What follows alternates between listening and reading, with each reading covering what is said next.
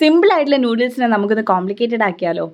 അപ്പോൾ അതൊരു പാൻ എടുത്ത് അതിലൊരു കുറച്ച് എണ്ണ ഒഴിച്ച് കൊടുക്കാവേ. എന്നിട്ട് കുറച്ച് വെളുത്തുള്ളി എടുത്ത് നന്നായിട്ട് വഴറ്റാം. എന്നിട്ട് ഇഷ്ടമുള്ള പച്ചക്കറികളൊക്കെ ഇടാവേ. ഉള്ളി, തക്കാളി, ക്യാരറ്റ്, കിഴങ്ങ്, പച്ചമുളക് അതൊക്കെയാണ് ഞാൻ എടുത്തിട്ടുള്ളത്. നിങ്ങൾക്ക് വേണമെങ്കിൽ ബീൻസൊക്കെ ഇടാവേ.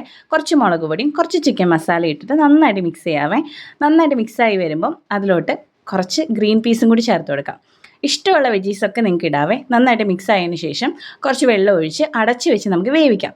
അങ്ങനെ വെന്ത് വരുമ്പം നമുക്ക് കുറച്ച് മാഗി മസാല ചേർക്കാം. അതിന് കൂടെ പാക്കറ്റ്സ് കിട്ടി കാണുമല്ലോ, അപ്പോൾ അതൊക്കെ ചേർത്ത് കൊടുക്കാം.